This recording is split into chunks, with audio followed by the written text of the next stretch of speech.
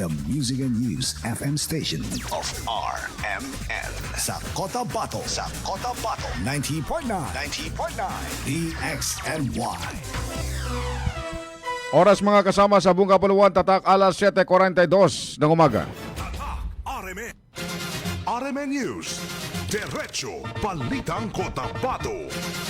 Headline. Bilang ng mga nasawi sa nangyaring pamamaril sa bahagi ng Kadayangan SGA BARM kahapon umabot na sa 4. Headline. Mister patay, Mrs. sugatan naman sa pamamaril sa Mlang Cotabato. Headline. 4 na pamamahay naman sa Barangay Hall at Barangay Hall tinupok ng nangyaring sunog sa bahagi ng Bubong Lanao del Sur. Headlines. Koordinasyon at seguridad sa Cotabato City para sa BARM Parliamentary Elections pinalalakas. Headline. Mga illegal vendor sa Cotabato City muling binaklas ng mga otoridad. Headlines. Mga motorista nananawagan ng agarang pag-ayos sa sirang imbornal sa Diversion Road, Tamuntacato, Cotabato City. Headline. School supplies naman sa Cotabato City nagsimahalan ngayong papalapit ng pasukan.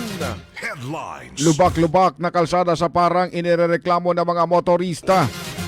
Rio Grande de Mindanao unti-unti namano'y nasisira dahil sa polusyon. Panawagan ng pagkakaisa ng lokal na pamahalaan uminit.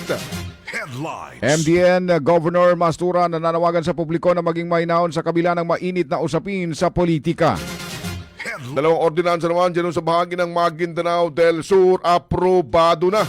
Headlines. BARM Interim Lawmakers gumawa ng 10 taong roadmap para sa regular parliament. Headlines. MSSD nagsagawa naman ng joint monitoring at inspection sa Legacy House sa Maguindanao del Norte.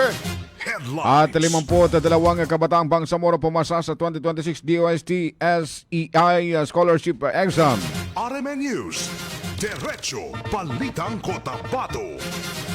Mga kasama kami yung tagapagbalita, Radyo Man F. Sabang. At Radyoman Erwin Kabilbigan. RMN News. Diretso Balitang Cotabato. Sa detalye mga kasama ng ating mga balita ngayong umaga, umabot na sa 4 ang mga nasawi, 4 naman ang nasugatan sa nangyaring insidente ng pamamaril kahapon sa bahagi ng Purok 4, Barangay Malingaw, Kadayangan Special Geographic Area. Naganap ang insidente pasado alas 8 ng umaga. Ayon kay Kadayangan SGA BARM Mayor Professor Duma Masgud, ang mga nasawi o kinilala ng mga nasawi na sina Abdul Harudin Samad, Musalik Balang, Haron Bulyongan at Romeo Lambo. Ayon pa sa opisyal, abala sila kahapon sa ginagawang pag-aayos sa mga nagkagiriang grupo sa nangyaring insidente sa bahagi ng Central Labas nang makarating sa kanilang information kaugnay sa nangyaring insidente ng pamamaril.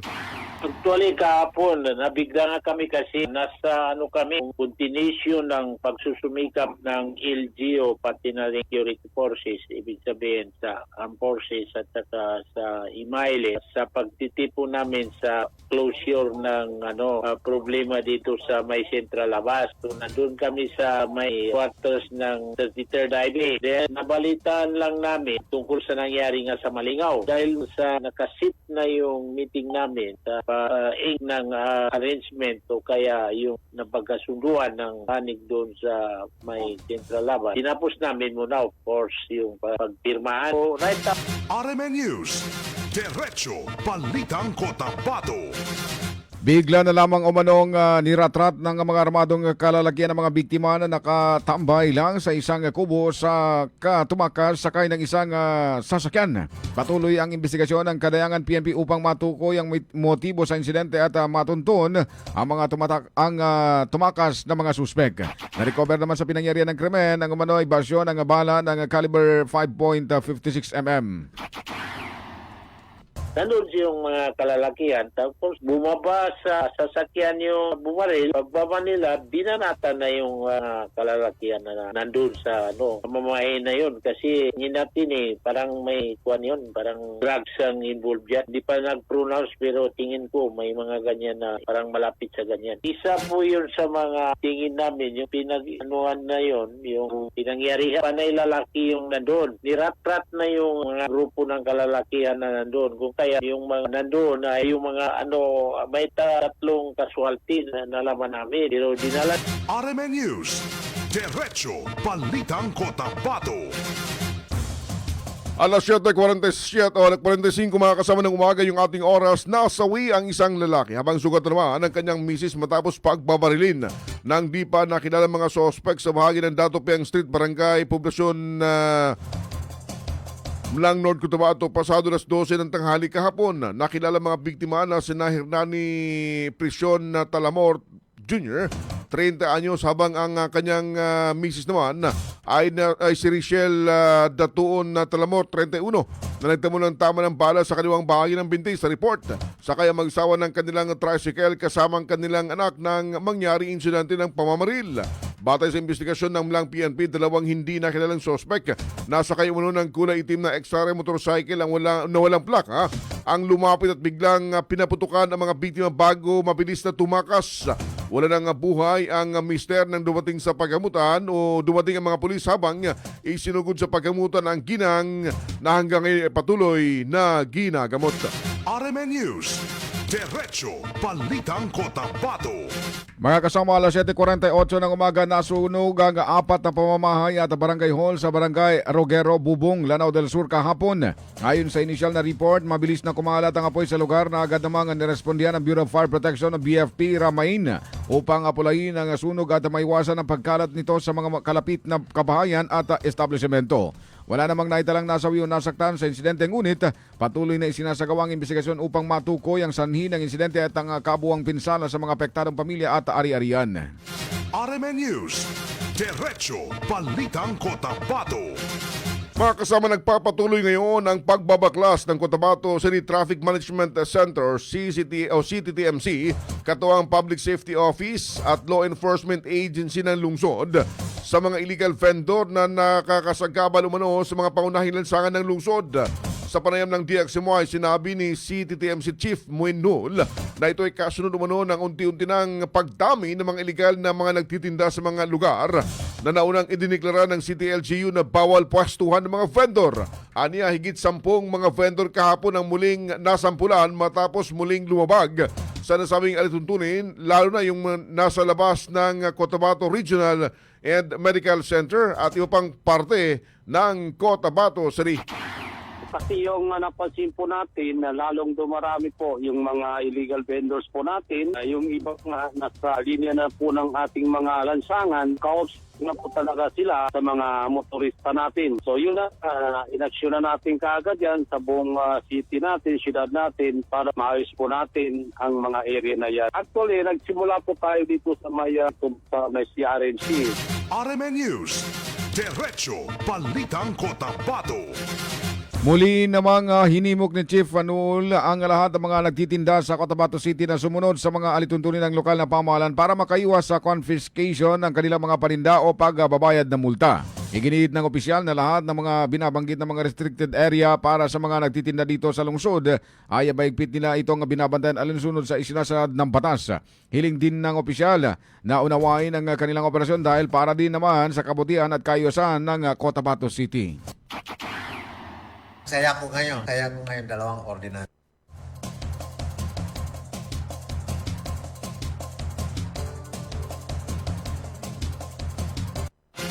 RMN News, Diretso Balitang Cotabato. Oras mga kasama, alas 7:50 ng umaga. Tatak RMN. This time check is brought to you by Nescafe Classic. Mag-Nescafe Classic araw-araw. 100% puro at natural. Pinakamasarap na black coffee. This time check is brought to you by Kidney Care. Likayi ang dialysis o ubang problema sa kidney. Mag-Kidney Care. This time check is brought to you by iBerry Gold. Mas daghan ang lutin, mas epektibo, mas klaro. That time check is brought to you by Centrum Silver Advance. May nutrients adjusted for age 50 plus. Tulong para malakas ang resistensya, healthy heart, and sharp memory. The #1 multivitamins for age 50 plus. This time check is brought to you by Milo. Drink Milo every day. RMN News, Diretso Balitang Cotabato. Mga kasama, tuloy sa ating mga balita. Handa na ang mga hakbang sa seguridad at palakasin ang koordinasyon ng iba't ibang ahensya para sa papalapit na BARM parliamentary elections sa September 14 ng taong kasalukuyan. Ang pinakalayunin ng pulong ng Joint Security Control Center ng Cotabato City kahapon. Pinangunahan ito ni Attorney Mawar Guyo, Acting Election Officer ng COMELEC Cotabato City. Tinilakay sa pulong ang mga hakbang sa seguridad sa eleksyon, mga contingency plan na pagsusuri sa mga banta at ang tungkulin ng mga dumanong ahensya upang matiyak ang isang mapayapa, maayos at kapanipaniwalang proseso ng eleksyon. Naroon din sa pulong si Cotabato City Police Director Colonel Jibin Bungkayaw kasama mga station commanders, mga miyembro ng quad staff, City Treasurer Teddy Inta, School Division Superintendent by Rojana Sinsuat Imam, mga kinatawan ng Marine Battalion Landing Team 6 at iba pang mga opisyal. RMN News, Diretso Balitang Cotabato.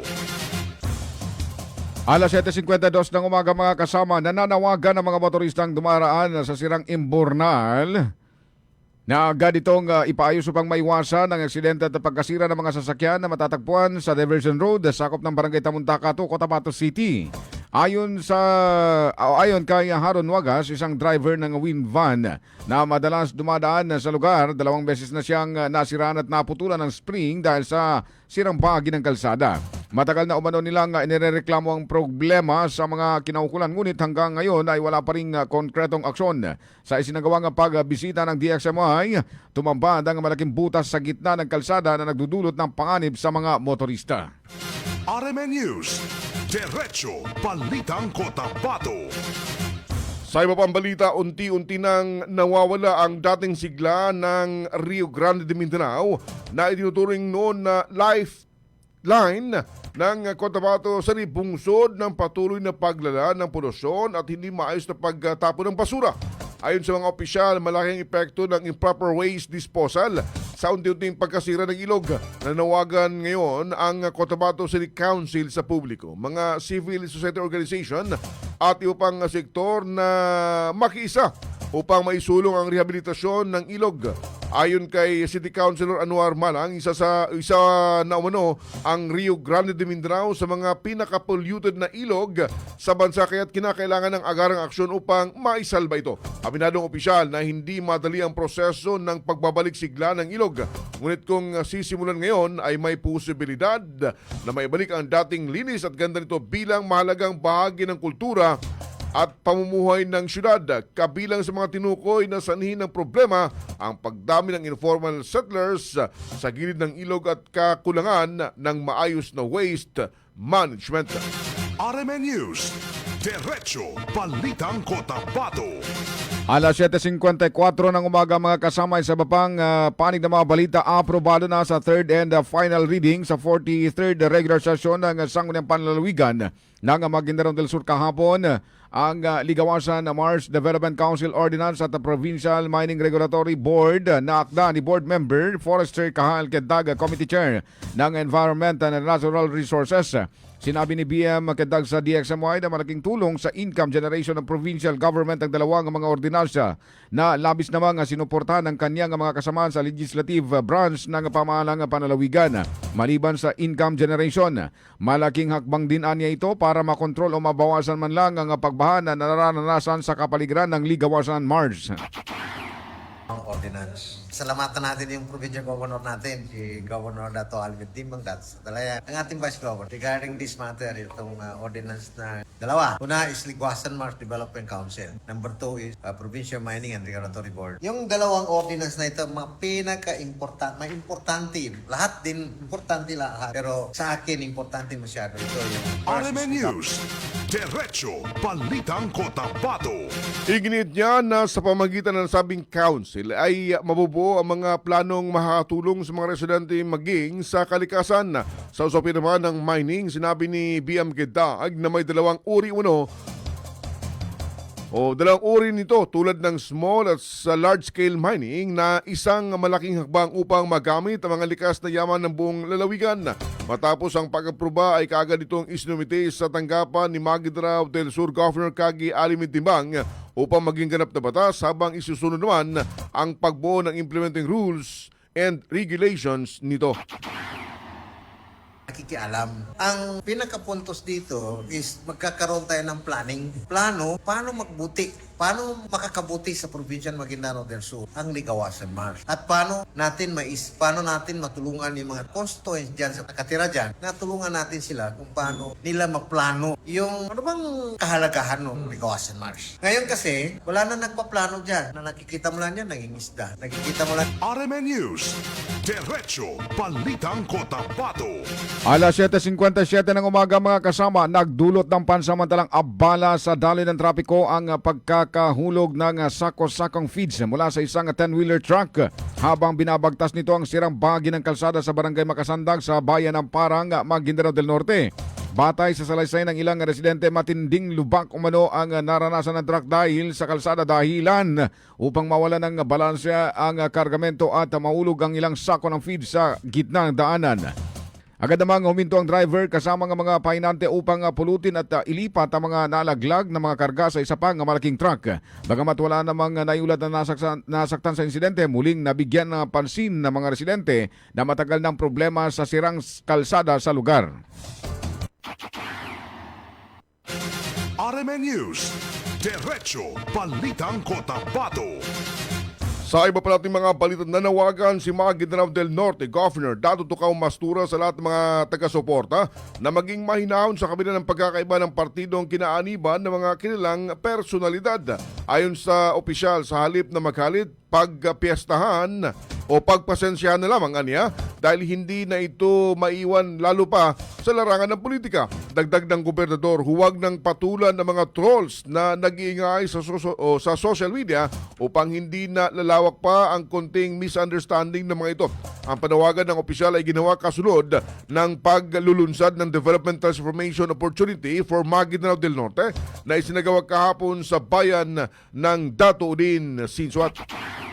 Ang appeal ko lang ay huwag tayong maniwala kasi diyan nagkakaroon ng mga misunderstanding, yung mga post-post diyan kay nila, yun din ang topic dito. Pagpasensyahan na lang yan kasi ganyan ang especially sa politiko, hindi mo maiwasan yan. Padanin na lang yan, padanin lang. Then good only for how many weeks, mawawala na yan para walang sama ng loob. RMN News, Diretso Balitang Cotabato. Inanunsyo ng tanggapan ni Member of Parliament Boots Malang sa pamamagitan ng Team Malangkas ang opisyal na lista ng mga benepisyaryong na pagkalooban ng libreng driver's license. Layunin ng programang ito na matulungan ang mga lokal na driver sa pamamagitan ng pagpapagaan ng kanilang gastusin at pagsusulong ng ligtas at legal na pagmamaneho sa riyon. Pinapayuhan ang mga benepisyaryo na suriin ang inilabas na listahan, abangan ang schedule at lugar ng releasing ceremony at magdala ng mga valid ID sa araw ng pagkuha ng kanilang lisensya. Nagpasalamat naman ang mga tagapagpatupad sa BLTO BARM para sa matagumpay na pagkikipagtulungan at binati ang lahat ng mga napiling benepisyaryo. RMN News, Diretso Balitang Cotabato. Mga kasama, habang papalapit ang pagbubukas ng klase, mas nagiging maingat at praktikal na ngayon ng mga magulang para sa pagbili ng school supplies dahil sa patuloy na pagtaas ng presyo ng mga bilihin. Ayon sa ilang mamimili, ramdam nila ang dagdag na gasto, lalo na ang mga pangunahing gamit ng sa eskwela, kaya't limitado lamang muna ang mahalagang kagamitan ng kanilang binibili. Kabilang sa mga prioridad nilang bilhin ngayon, ang notebooks, lapis, ballpen at mga pangkulay na kinakailangan ng mga estudyante sa pang-araw-araw pagpasok sa paaralan.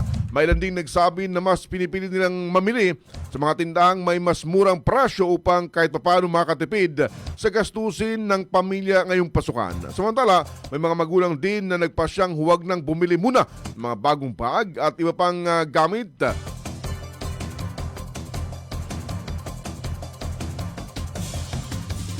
Kung saan ilan sa mga to ay hindi pa kinakailangang mapalitan. RMN News, Diretso Balitang Cotabato. Mga kasama, binubuo ng interim parliament ng BARM ang 10 taong roadmap para sa regular na parliament at ang mga unang halal na mambabatas ng rehiyon. Ang pagbuo ng 10 taong plano para sa regular na parlamento ay mahalaga upang matiyak ang maayos na transisyon mula sa Bangsamoro Transition Authority tungo sa ganap na halal na legislative body. Magsisilbi itong gabay sa pangmatagalang direksyon ng paggawa ng batas at mga reforma sa pamamahala habang pinatitibay ang katatagan ng institusyon at pinipigilan ang pabagong polisiya. Sa isang payag nitong Martes, sinabi ni Bangsamoro Transition Authority Speaker Muhammad Yacub na sa nagpapatuloy na 3 araw na Parliamentary Strategic Planning Framework Workshop ay pinagsama-sama ang mga mababatas upang matukoy ang mga pangmatagalang prioridad para sa mga tungkulin ng mga parlamento sa paggawa ng batas, pangangasiwa at representasyon. RMN News, Diretso Balitang Cotabato. Mga kasama nagsasagawa, Ministry of Social Services and Development, Regional Office at Maguindanao del Norte Provincial Office ng Joint Monitoring at Inspection sa Legacy House o yung Home for the Aged na nakabase sa Barangay Semba, Dato Udin Sinsuat. Layo na aktibidad na suriin ang kasalukuyang kalagayan at kahandaan ng pasilidad upang matiyak na ito ay naayon sa mga itinerang pamantayan at handang magbigay ng ligtas, komportable at accessible na kapaligiran para sa mga matatandang Bangsamoro. Ang Legacy House ay magsisilbi bilang residential care facility para sa mga senior citizen ng Rihon. Ayon sa MSSD, bahagi ito ng patuloy na pagpapalawak ng serbisyong panlipunan ng pamahalang Bangsamoro upang matugunan ang pangangailangan ng mga senior citizen lalo na sa mga walang sapat na suporta mula sa pamilya. RMN News, Diretso Balitang Cotabato. Alas 8:03 ng umaga mga kasama, bilang panguling balita, nakamit ng kabuang 52 mag-aaral mula sa Bangsamoro Autonomous Region in Muslim Mindanao ang tagumpay matapos makapasa sa 2026 DOST SEI Undergraduate Scholarship Examination sa ilalim ng RA 7687 at Merit Scholarship Programs. Binigyang pugay ng Bangsamoro Government at ng Ministry of Science and Technology ang mga scholar dahil sa kanilang sipag at husay sa pag-aaral. Ayon sa ahensya, magpapakita umano ito ng patuloy na pag-unlad ng kabatang Bangsamoro sa larangan ng agham at teknolohiya. Inaasahang kukuha ang mga bagong scholar ng mga kursong STEM na makakatutulong sa pagpapalakas ng sektor ng science and technology sa rehiyon at sa buong bansa. Kabilang din sa matatanggap nilang benepisyo ang allowance, tuition subsidy, suporta sa learning materials at iba pang academic assistance. RMN News, Diretso Balitang Cotabato. Mga kasama niyo po ang kalipunan ng ating balitaan ngayong umaga ito ng Miyerkules sa sa buwan ng Hunyo 2026. Bago tayo magpaalam, mga pagbati muna. Happy birthday to King Philip Anonat Bentulan. Ngayong araw, dyan sa bahagi ng Rosaries number 6, sa pagbati galing sa iyong nagmamahal na pamilya. Kala ko papang. Pamilya. Oh, good morning din kay Dara Oyaw, Umayra Samad at si Danny Labrador. Good morning. Morning. Kuya Ronnie Vlog, Labina, si Alnol, Wahabin Abbas Usman, Wendy, Norodin Mokamad, Joan Tristan, si Bangs Eson, Junrel Singkuya, Rosendo Altoveros Barnigo. Good morning. Good morning. Sige, sa ngalan po ng mga partners natin sa Master Control sa News Center, Radyoman Daisy Mangod at Radyoman Julie Mapalaw. Sa Technical Digital, Radyoman Ricardo Eric Madamba Jr. Kami na kasama Radyoman Ebsabang. At Radyoman Erwin Kabilbigan, Tatak Arimen. RMN News, Diretso Balitang Cotabato. This news